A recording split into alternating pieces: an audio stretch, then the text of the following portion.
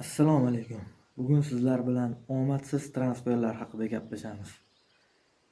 Ro'yxatimizning birinchi o'rnida Usmon Dembele. Usmon Dembele Dortmundning Borussia klubidan Barselonaga 158 million yevro evaziga ko'chib o'tgan. Barselona 2017-yil 25-avgust Dembele transferini e'lon qilgan. 2017-yil 16-sentyabr kuni Dembele son suyagi tashxisi qo'yilgan, son suyagi yorilib ketish tashxisi qo'yilgan.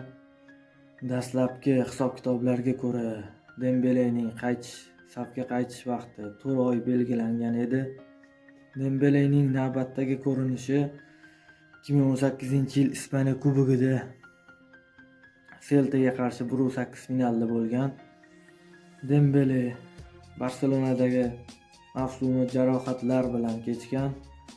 6 yil davomida u 14 ta mushak jarohatlari bilan jarohatlangan. Jarohatlar tufayli u 784 kunni yo'qotdi va Barselonaning omadsiz transferiga aylandi. Ro'yxatimizning ikkinchi o'rnida esa Joao Felix Benficadan Atletico Madridga 126 million yevro evaziga ko'chib o'tgan. 2019-yil Joao Felix Atletico Madrid bilan 7 yillik shartnoma imzolagan. 19-oktyabr kuni Joao Felix Valensiyaga qarshi o'yinda to'pog'idan jarohat oldi. Simeone dastlab portugaliyalikning jarohati unchalik jiddiy emas deb hisoblagan. Ammo klubning tibbiy jamoasi uni jarohati jiddiyligini bilib 1 oyga safdan chiqardi.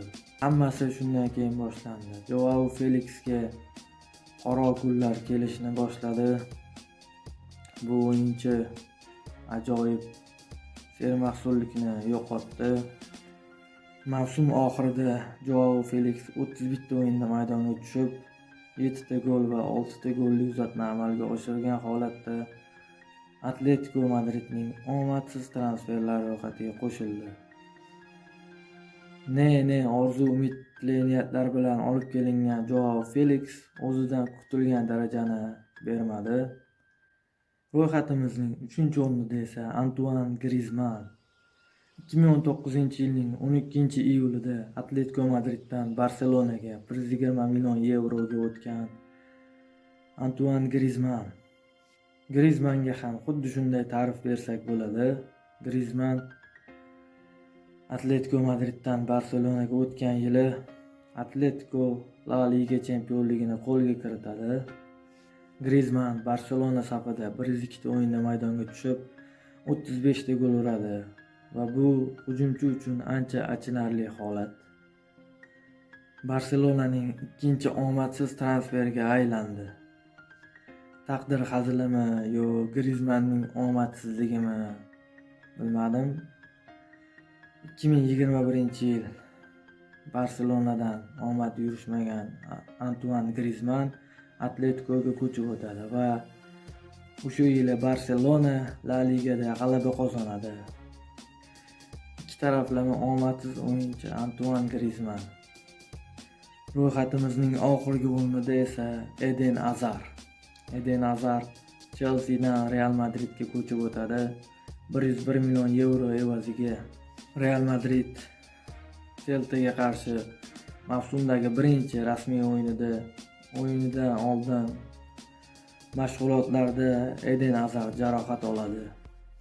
Eden Hazard tuzalib safga qaytgandan keyin 2 ta o'yindan keyin Real Madrid Chempionlar Ligasi guruh bosqichida PSJga qarshi o'ynaydi va o'yinning 63-daqiqasida Eden Hazard majburiy tarzda alishtiriladi. Eden Hazard yana jarohat oladi va o'sha jarohat Eden Hazardni sindirgan jarohat bo'ladi, azizlar. Hazard bu jarohatidan keyin 6 oy safdan chiqadi.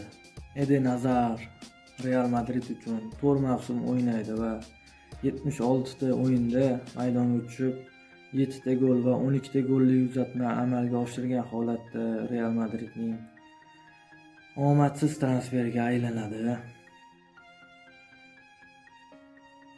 Siz uchun Qaysi futbolchi eng omadsiz transfer? Kommentariyaga o'z izohingizni yozib keting.